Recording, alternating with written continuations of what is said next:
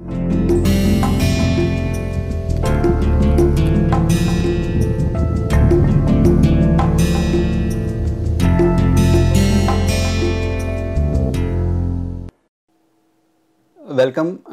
to week 4 of thin film deposition module. In previous lecture, we discussed how an atom or atom of the thin film that we want to grow interacts with the surface on which we want to grow the thin film. Okay, and we discussed two different isotherms of which relate to the adsorption, and then we discussed nucleation part. Okay, we will go forward with nucleation and growth in this lecture. So, in the previous lecture we had discussed how the free energy change and the fact that d del g over dr should be equal to 0 for either this to become a critical radius, right. So, this is the change in free energy with the radius of the nucleus. So, in the beginning when the nucleus is very small, the free energy change is positive. Okay. So, and free energy change whenever is positive, it is not an equilibrium process, right, because it will not continue forever. Okay. The free energy change for forward reaction is always negative. So, there is a critical radius and critical energy beyond which it will start to have change which is negative, and then we will get a stable nucleus. Okay. And these critical radius and critical free energy change is given by these two expressions. Okay. We can further simplify this change in free energy expression as 16 pi gamma FV whole cube divided by 3 delta GV square, okay, and 2 minus 3 cos theta plus cos cube theta divided by 4. Okay. So, I have converted all the surface energies into surface energy with FV using the term theta. Okay. We can do that because at any point if this is my angle with theta, right. So, my surface energies were, this is gamma FV, gamma FS, and this is gamma SV, right. So, we can so these are the three different forces acting at an angle theta, and we can have the relation between them by resolving this into cos and sine components. Okay. So, we can get this expression. Now, if theta is equal to 0, right, then we say you can see from this, if theta is equal to 0, then this whole term becomes 0, which means delta G star is equal to 0. Okay. Then there is no energy barrier for a growing nuclei to overcome, right. It is spontaneously, there is no barrier for nucleation. Okay. There is no energy barrier for a growing nuclei to overcome in order to become a stable nuclei. Even a single atom sitting on the surface is stable, okay, in this condition. Okay. But if delta G star is not 0, then several atoms have to come together to form a stable nuclei. Okay. Okay.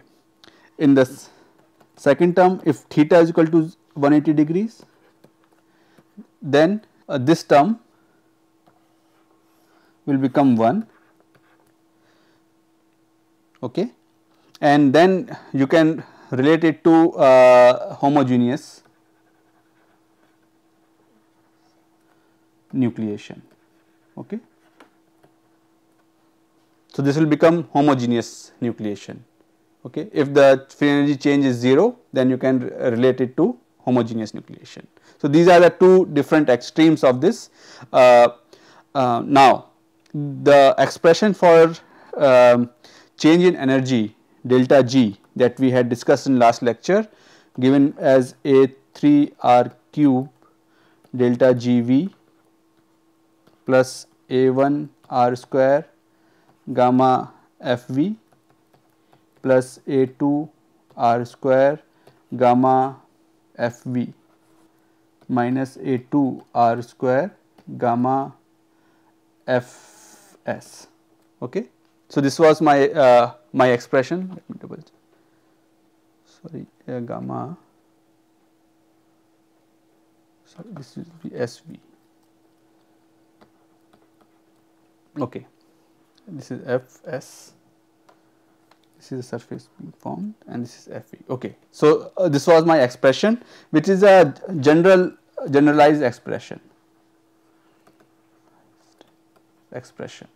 If you have any other energies or acting on this, then you can add that energy to this, and how this energy changes with the radius, that factor you can add, and then use this expression to recalculate what would be the size of a critical radius or a stable nuclei. Okay. So, you can do that by adding any extra energy terms.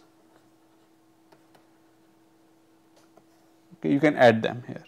For an example, if I have some strain energy, okay, if there is a lattice mismatch for an epitaxial growth between substrate and the thin film, then I will have some strain energy, right.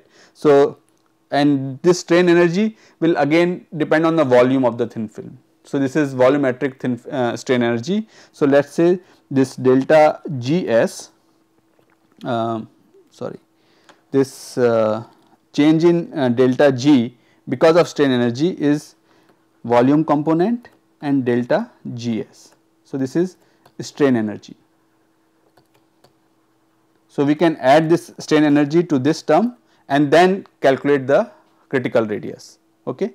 And so, I will not go into that, but you can keep adding different energy terms which come into play when you are forming a thin film. Okay.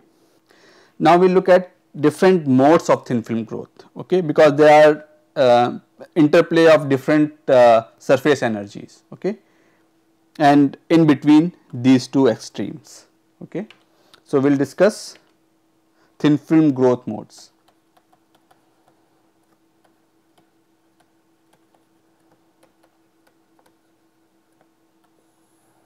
Okay. Now, we will start with Young's equation,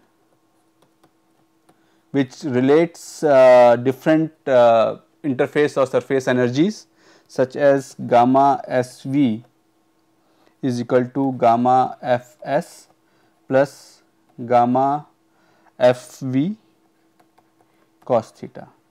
Okay. Now, for reference, I must also plot that this is my surface, this is my nucleus, okay, which is making an angle theta. Okay. Radius is given by this, okay, and these are different energies. This is gamma Fv film and vapor, this is gamma Fs film and substrate, and this is gamma Sv substrate and vapor. Okay. This is substrate, film and vapor. Okay. So, and this is my Young's equation. Okay. Now, there are three distinct modes in which this thin film can grow. Okay. First one is called Volmer-Weber thin film growth or island growth mode. Okay. So, for this condition to happen, for this growth mode, theta is greater than 0. Okay. So, it is not wetting, okay, and also gamma Sv is less than gamma Fs plus gamma Fv. Okay. So, suppose for example, I will neglect gamma Fs, okay, because this is film and substrate. If suppose they are similar materials, okay, then gamma Fs can be neglected. Now we have gamma Sv and gamma Fv, okay. If gamma Sv, the surface energy between substrate and vapor, is less than surface energy between film and vapor, right. So the substrate will I mean the whole system will like to have more area which has surface and vapor, okay. So it will like to have, because this surface energy is lower. So what would happen in that case? My thin film growth would happen in form of islands, okay, like this. And once one layer of islands is formed, then second layer of islands, and these islands will then start to merge and make a continuous film. But the growth mode will be from islands, okay. That is why it is called Volmer-Weber island growth mode, okay. And this is this condition, right. And to give you an example, when you put oil on water, the oil starts to become droplets, right. So it does not spread. So that is the same thing here. It will try to become like balls, islands, okay. These are islands, okay. So this is one of the conditions for Volmer-Weber growth mode, okay. Second is it is called Frank van der Merwe, okay. Frank van der Merwe layer growth mode, okay. This is the other extreme of the growth mode, where your contact angle theta is roughly equal to 0, okay.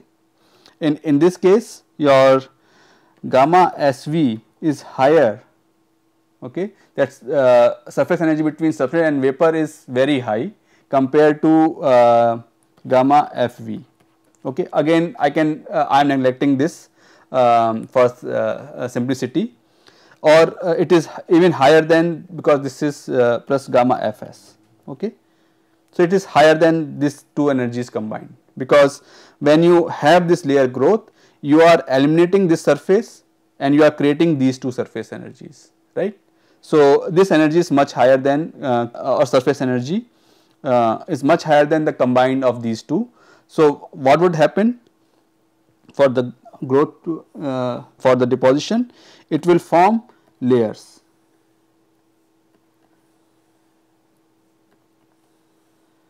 right, because this system will not like to have exposed substrate vapor interface, okay, because this surface energy is very high. So if there is more exposed surface vapor interface, then this system would have more energy. So in order to reduce energy, it will form layer growth. So a small amount of material will form a thin film, okay, spread out, okay. This is the spreading of any liquid onto a surface which has lower surface energy, okay. So this is the other extreme, where the surface energy between substrate and vapor is very high, so the layer growth mode happens, okay. There is a third mode which is called Stransky-Krastanov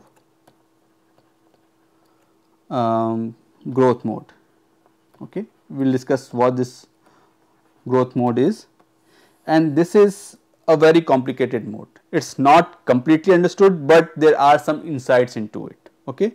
And this growth mode is layer to island, okay. So in this growth mode, first few layers are by, so this is my substrate. So in this growth mode, first few layers are in layer to layer growth. So first layer, second layer, and then it switches to island growth mode, okay. So, this switch from layer to island growth mode must have some extra energies involved, right. So, we will discuss this part and why this happens. We will discuss one of the possible cases, there could be many other things. Okay. So, this is called Stransky-Krastanov growth mode, from starts with the layer to layer deposition and then switches to island growth model. Okay. Now, for this let us discuss if gamma SV is higher than gamma Fs plus gamma Fv. Okay. If it is higher, this then we will have layer growth, okay, right. This is Frank-Dermaway layer to layer growth model, okay. But after few monolayers, there are some energies which come into play which change such that your gamma, suppose this gamma Fs between film and substrate, this increases, okay, due to layer growth. Okay. Then in a condition, then this SV will, or there is no SV left, then what would happen, because in layer growth your substrate to vapor is already gone, that interface is gone. So, you are left with two interfaces, okay, gamma Fs or gamma Fv. Okay. So, after this layer growth you have two interfaces left, okay, between film substrate and film vapor. Okay. So, which one it would like to increase? So, suppose again let me draw this here again. So, this was my substrate. Okay. Initial growth happened due to Frank-Dermaway growth of layer by layer. So, this layer is grown, okay, let us say to or certain thickness, okay, and after this you have these gap shaped. Okay. Now, if you see that there is no more substrate to vapor interface, so we can neglect that part. Then the interplay between the two, either film substrate or film, either this interaction is high or this interaction is high. Okay. So, this in this case this will become gamma FF, right, between the film and film, right. This interface is film and film because they are the same material, okay, and this film vapor is still, so this interface is film vapor and this is also film vapor. Okay. Now, if this energy is small, okay, so if this energy is small, then it will try to maximize this area by forming these islands, okay, and that is why you will have layer to layer growth and then island growth. Okay. One of the example why this change could happen is because of the strain energy in the layer thickness. Okay. Let us look at that. Okay. Stability of strained layer.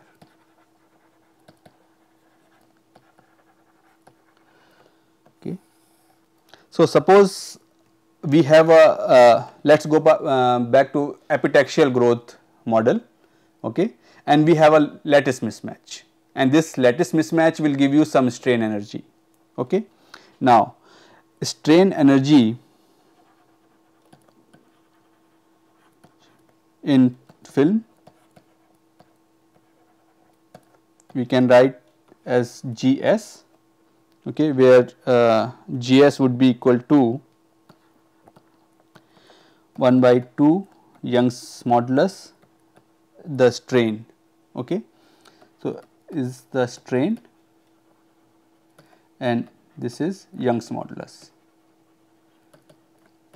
for the thin film plus for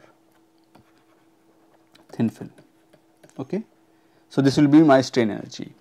Suppose if I had a mismatch between the substrate and thin film of F, which is equal to A0 substrate minus A0 thin film divided by A0 of substrate. Okay. This is the lattice mismatch, and this this lattice mismatch is due to the difference in their lattice parameter for an epitaxial growth. Okay. Now, as we had said earlier, we can any energy due to strain or any other thing, we can include that into the delta G term. Okay. So, let us do that, delta G. Okay. And for simplicity, I am taking it is a hemisphere. So, theta is equal to 90 degree. Okay.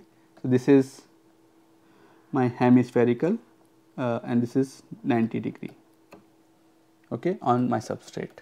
So, contact angle is 90 degree.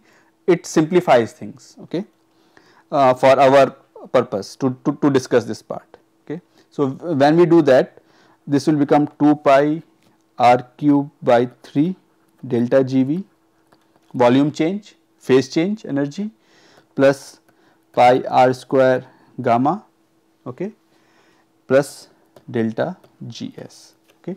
Now, let me simplify it, just correct this, that this is my thin film and this is my change of color, this is my substrate. Okay. So, this is substrate, okay. This is my layered growth because this is Stransky Krastanov growth and this is island. Okay.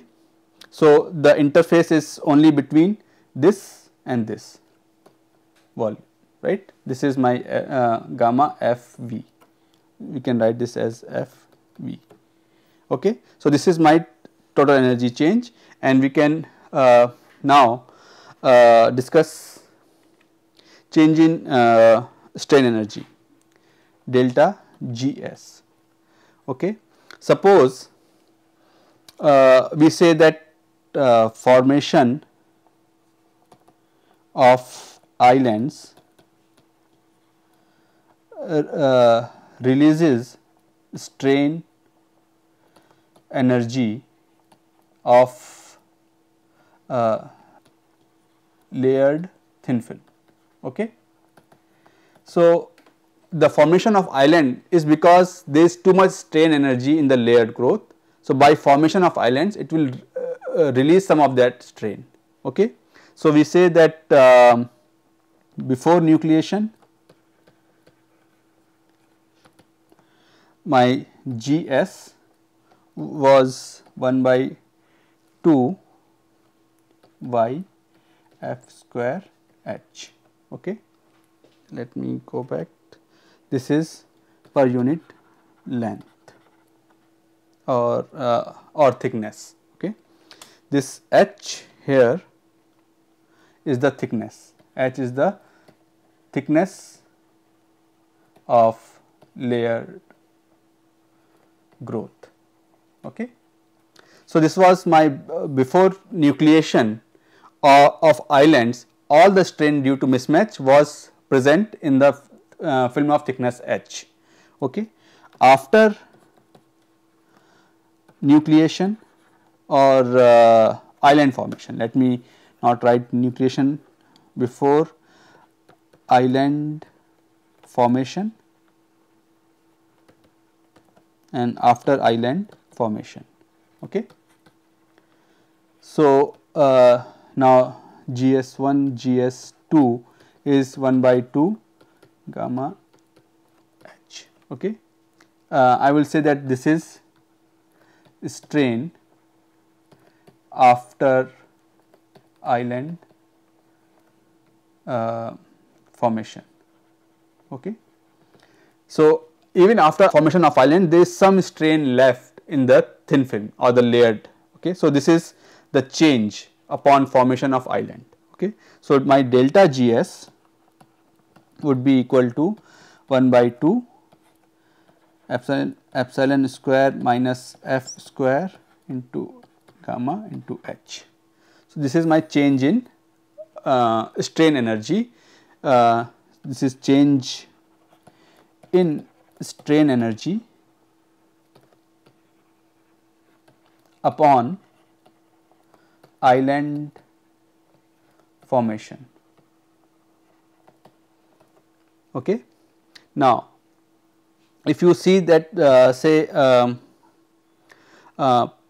for critical radius of the this island, right, for critical nucleus size or the radius of this island, and let us say that okay, I have to, so if this is my substrate, okay, it is always good to replot things, and this is my layered H, and this is my cap, okay, island, okay, island of radius r.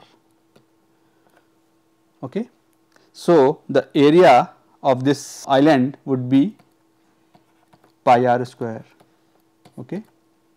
Now, if I use this delta Gs into this expression, and in this expression here, and again use the same expression for d delta G over dr should be equal to 0 for thermodynamic stability. Okay. I can show that r star in this case will have gamma minus 1 by 2 epsilon square minus f square y h divided by delta G v, okay, and this would be a minus term here. So, this will be my r star. Okay. So, this is the critical radius of stable island. Okay. Now, when is this nucleation start? Because after certain thickness of this layered growth, there will be enough strain energy in this thin film to start the nucleation of island. Okay. So, when r star approaches 0, right, the critical thickness is such that it has enough energy that even a nucleus or island of 0 radius is stable, it is more preferred. So, means my strain energy in the thin film is high enough that even a small radius or island will be stable. So, that is the case. So, in this case we can calculate what would be my H star, that critical thickness where the formation of islands starts. Okay. If we do this from this expression, we can calculate a relation between gamma and H in terms of other parameters, and we will get 2 gamma over epsilon square minus f square into Young's modulus. Okay. So, this will be my onset of Stransky-Krastanov growth, this thickness. We can write this as onset of Stransky-Krastanov growth, okay, or switch from Frank-de-Merwe to Volmer-Weber. Okay. Either way you want to say, if your thickness, film thickness, layer thickness goes above H star, this critical thickness, then the release of energy is more preferable to form these islands. Okay. So, this is the critical thickness for the onset of Stransky-Krastanov growth, which is layered and then islands. Okay. This is many times utilized in epitaxial growth where you want to form quantum dots. Okay. Quantum dots are small nanometer size dots of some semiconducting material, where because of higher confinement, the energy levels are more split. Okay, we are not going to discuss that part, but this principle or this growth mode is sometimes utilized to grow quantum dots. Okay, because you manage your lattice mismatch such that after certain thickness of H star you have island formation in your thin film, and you stop the thin film formation, then you will have some quantum dots. Okay, some dots or islands of very small size. Okay, nanometer, few nanometer, 1 to 2 nanometer, which then again confine electrons in that size, which is a quantum dot behavior. Okay. Now, all this information is presented in this view graph, which relates that which growth mode would be more stable if given the changes difference in surface energies, okay, and lattice mismatch. Okay. And it also signifies that what is the region where we should be depositing if you want to deposit super lattice. Okay, I will just come to that. So, if you see that if lattice mismatch is very small, okay, it is 0.3% mismatch or below that, then you will have Frank van der Merwe layer by layer growth irrespective of change in difference in surface energies of substrate and film. Okay. This is S is substrate and F is film. Okay. And these are with respect to vapor. Okay. So, if you have very small lattice mismatch, then you can grow this. Okay. And if you have very large mismatch and the energies are also different, then you will have Volmer-Weber island growth. Okay.